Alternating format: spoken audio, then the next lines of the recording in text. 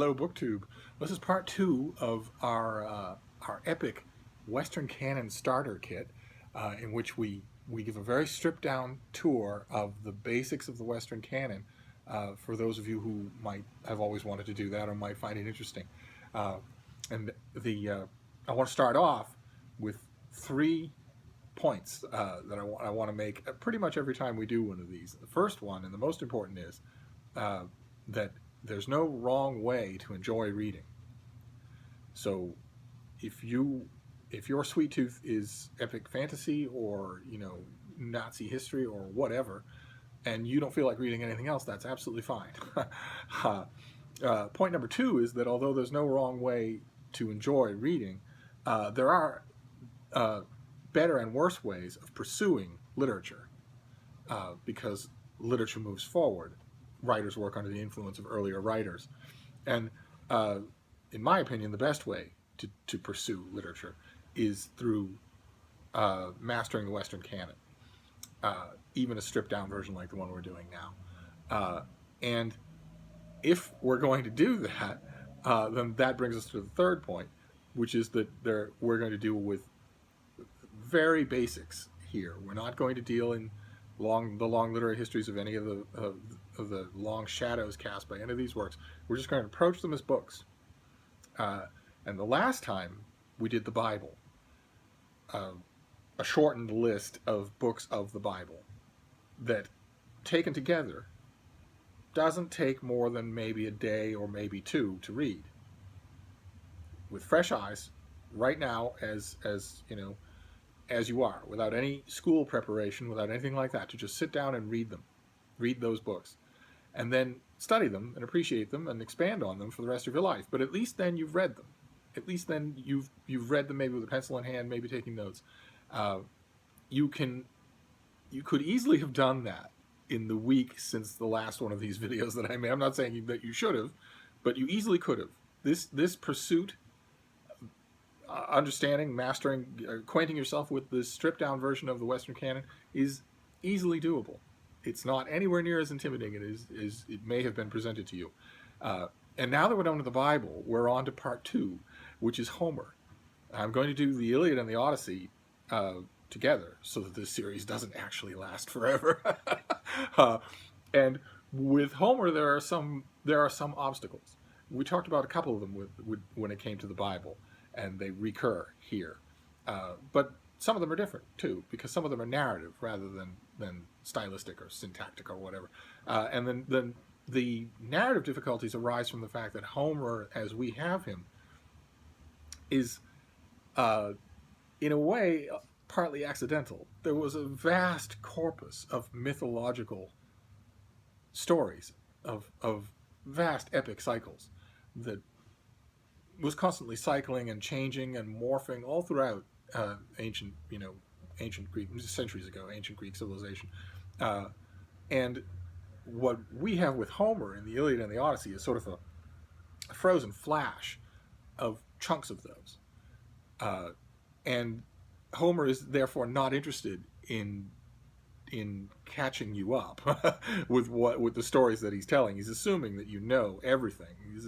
He's assuming that if he is an itinerant bard and he's at your hall in your city state, and you call for a certain story, the early adventures of Romulus and Remus, the sack of Troy, that you'll already know the story. You're not interested in who done it or what happens next. You're interested in how good a job the bard does in making you feel it. And that presents a problem for modern readers because Homer doesn't gloss anything. He doesn't tell you what he's talking about. And also, famously, the two poems, the Iliad and the Odyssey, are they're far away from what we would consider to be narrative wholes. The Odyssey is much closer, and I think that's why it's much more of a fan favorite.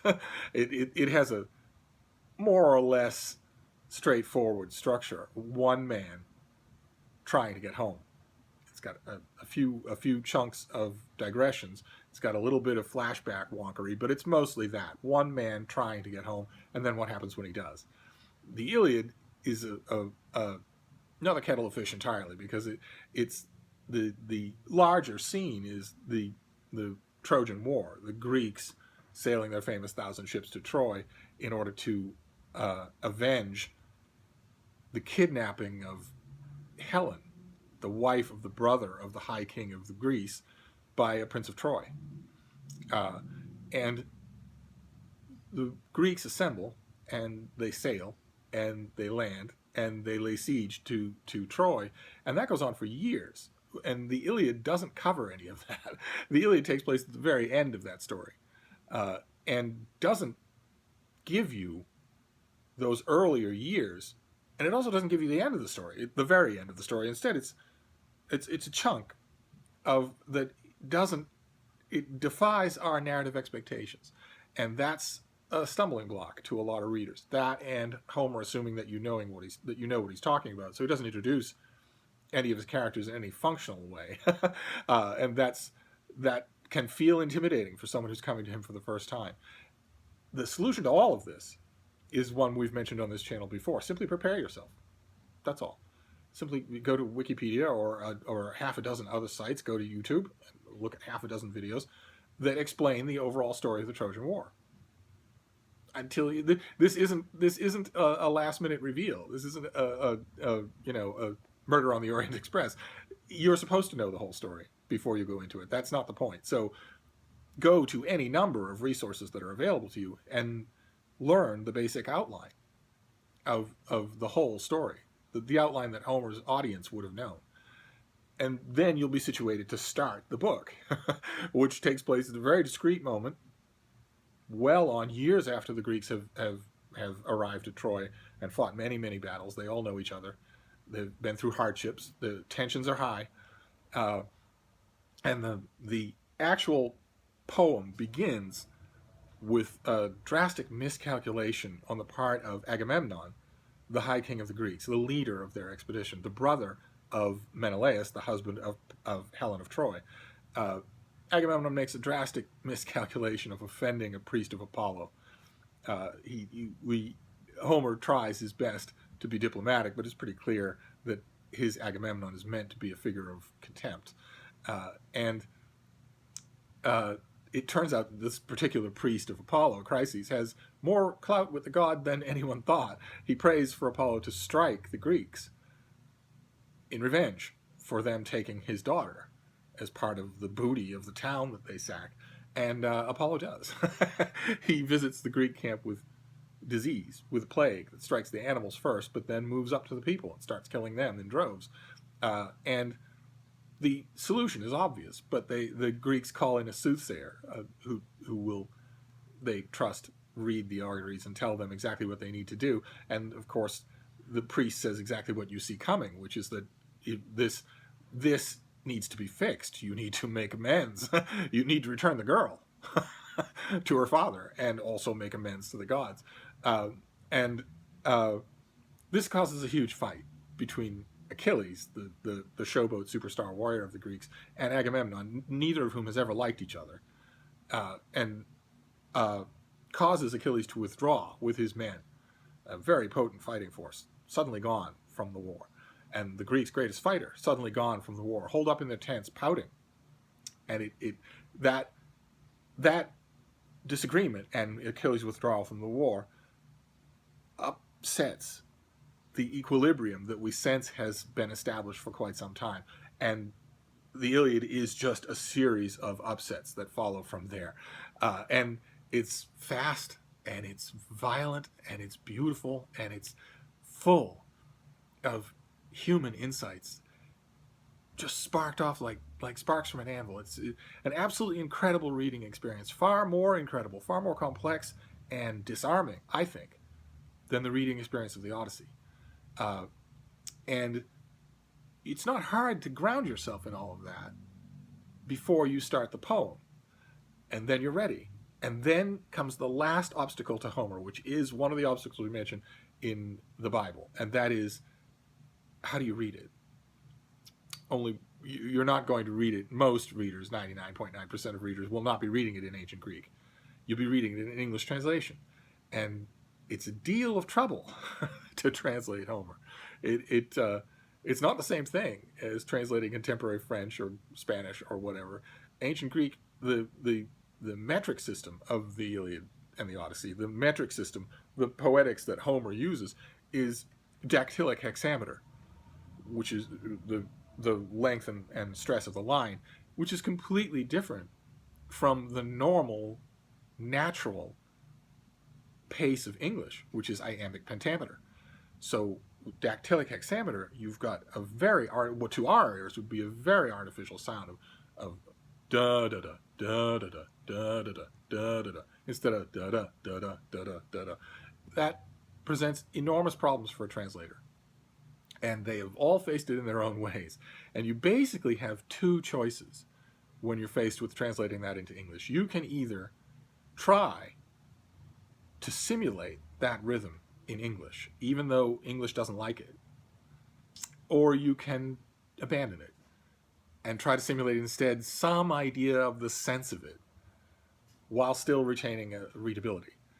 And every translator into English has had to face those. And the question that you have to deal with when you decide to read Homer is what translation you're going to use. You have to decide what tactic is actually most comfortable for you, because that's the whole point. The point is to find a version that will make you comfortable reading it so that you will, in fact, read it. But you have dozens and dozens and dozens of choices. And I wanted to go through some of them here to give you an idea of the variety involved. Starting with Chapman, who's a great Elizabethan translator, one of my favorites, and who tries a very distinctive way of translating Homer into English. I'll try to do it justice here. We're going to read just the beginning of this so that you get a sense of it. He actually tries to kind of sort of capture the rhythm of dactylic hexameter. He doesn't succeed, but what he produces is weird and unique. This is how the poem begins. Achilles' baneful wrath resound, O goddess that imposed infinite sorrows on the Greeks, and many brave souls loosed. From breasts heroic sent them far to that invisible cave that no light comforts, and their limbs to dogs and vultures gave. To all which Jove's will gave effect, from whom first strife begun, betwixt Atreides, king of men, and Thetis, godlike son. Excuse me. That is Chapman's opening of the Iliad, and Atreides and Thetis' godlike son there are two examples of the thing I'm talking about, which is that Homer is not slowing down for you. He expects you to know that Atreides means Agamemnon, the son of Atreus, and that Thetis' godlike son is Achilles, who's the daughter of the sea nymph Thetis. He expects you to know those things, and some translators expect you to as well. But you'll see they don't all do that. Some of them cut corners for your sake. So that's Chapman. Next we move on to another favorite of mine, which is Alexander Pope. His translation of the Iliad, which is very different and may appeal to you, may not. And it goes like this. Achilles' wrath to Greece, the direful spring of woes unnumbered, heavenly goddess, sing. That wrath which hurled to Pluto's gloomy reign the souls of mighty chiefs untimely slain, whose limbs unburied on the naked shore devouring dogs and hungry vultures tore. Since great Achilles and Atreides strove, such was the sovereign doom, and such the will of Jove. You see there right away, there's a wonderful sing-song quality to that, and it is also end-rhymed, and it's very distinctive. You have to decide for yourself. Are you willing to read 1,000 pages of that? I myself can't get enough of it, but Pope in his own day faced all sorts of objections from purists about whether or not that was Homer at all.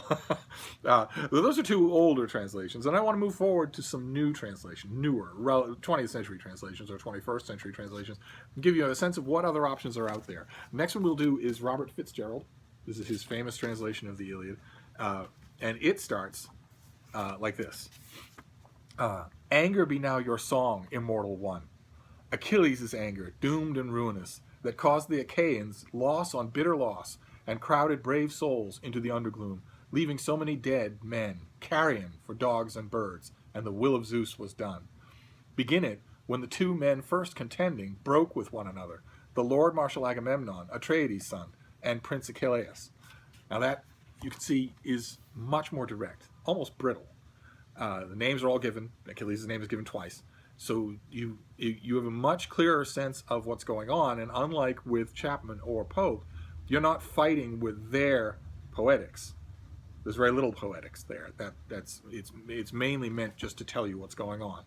And then we'll deal with this one here, another best-selling translation. This is the Robert Fagles translation, and it has a fantastic introduction by the great Bernard Knox, which does what I was mentioning earlier. It gives you the whole background that you need to read Homer. So if you'd rather read it in a book than on Wikipedia or online or on YouTube or anything like that, then find a copy of this in your library. Every library has 10 copies of this particular version, and read that opening essay, whether or not you stick with the Robert Fagles verse itself. But Fagles starts it this way: rage, goddess, sing the rage of Peleus' son Achilles, murderous, doomed, that cost the Achaeans countless losses, hurling down to the house of death so many sturdy souls, great fighters' souls, but made their bodies carrion, feast for the dogs and birds, and the will of Zeus was moving toward its end. Begin, muse, when the two first broke and clashed, Agamemnon, lord of men, and brilliant Achilles. And you can see that has even less of the high diction of Fitzgerald. That is very, very straightforward. And we'll go from there to, I think, a little more of that. This is Peter Green's translation, but just recently, just a couple of years ago. Great classicist who finally broke down and did an Iliad, and starts his version this way: wrath, goddess, sing of Achilles, Peleus' son, calamitous wrath, which hits the Achaeans with countless ills, many the valiant souls it saw off down to Hades, souls of the heroes, their selves left as carrion for dogs and all birds of prey, and the plan of Zeus was fulfilled. From the first moment these two men parted in fury, Atreus' son, king of men, and the godlike Achilles. This maybe not so good, maybe not as good as the others, but it is still direct, very, very direct. And those three are a sample of modern verse translations of Homer. The modern verse translations of Homer are largely of a piece, in that they sacrifice poetry for getting the story across, getting the idea across, sacrifice all but the slightest vestige of rhythm or metrics in order to simply tell you things. And very often they have an ulterior motive for that Alexander Pope certainly didn't have, Chapman certainly didn't have it, which is the hope of sales, the hope of getting their book used in schools. It's no good at all to give a high school senior a vast translation of Homer in which things are done with great Elizabethan 16-pounders. That won't work at all. They won't get it, and they won't like it, and they'll be fractious, and their teachers might not get it either. Better to give them something like this, like these things, that are much more straightforward. And the last translation that I want to show you, this is just a tiny sample. There are plenty of others, but the last one I want to show you is one of the best-selling translations of the Iliad that exists in English, and it's this. It's another Penguin classic, but it's not Pope. It's the Ari Ryu translation that was done 70 years ago. Helped to kick off the Penguin Classic line and has sold like hotcakes ever since. And the reason why it sold like hotcakes is obvious right away the minute you look at it, which is that Ryu decides to translate it into prose instead of verse, paragraphs, chapters, instead of long verse sections. And he starts his off this way: the wrath of Achilles is my theme, that fatal wrath which, in fulfillment of the will of Zeus, brought the Achaeans so much suffering, and sent the gallant souls of so many noblemen to Hades, leaving their bodies as carrion for the dogs and passing birds. Let us begin, goddess of song, with the angry parting that took place between Agamemnon, king of men, and the great Achilles, son of Peleus. Which of the gods was it that made them quarrel? And you can see that's not bad. If you would actually parse that out, it actually has a better rhythm than any of the last three verse versions that we did. It's just a prose. It's rhythm captured in prose. Ryu knew exactly what he was doing. And the reason that I mention this is because some purists will say, well, you're not going to read Homer in prose, are you? Of course you're going to read him in verse. Keep in mind, The whole point of this Western Canon starter kit, the whole point of it, is to actually read these things, not to impress anybody, not to toe anybody else's line, just to read them and enjoy them and get them under your belt so that you can think about them. You know what's in them, and now you can think about them. You can read what other people think about them. You read other translations. If this will work, then do it. It's a question of going to your bookstore or your library and sitting down with as many versions as you have at your disposal and picking the one that suits you, and then going from there. So that's how I'm going to wrap up this segment of this starter kit now. That is Homer, the Iliad and the Odyssey. I admit they're long poems, but the key obstacle here to reading them isn't their length, because believe me, Homer knows how to keep you reading. The famous phrase "Homer nods" applies only very rarely in the course of these epics. They are very readable. No, the key question is going to be, whose company do you keep throughout the reading experience? Which translator do you use? And that's largely going to be up to you. You're going to have to look at the various samples that are available to you and pick the one you kind of sort of like. Most definitely don't pick your Iliad in any other way. You have to spend time with the translator. You can't go by recommendations. Well, leave it there. This is a much bigger undertaking than the books of the Bible, the stripped down Bible that we did last time. This is I admit, is a big undertaking. Homer's not he's not short. So that's my recommendation, is that now that we're done with the Bible, since I'm assuming you all did that, you get straight to work on Homer, the Iliad, and then the Odyssey. And then from there we'll move on. I don't know if I'll do one of these next week, because if I'm preserving the illusion that you're actually doing this reading, you'll need more than a week. But we'll see. Maybe I will anyway, and you can just refer back to the video. But in the meantime, I'll see you later, book 2. Thank you.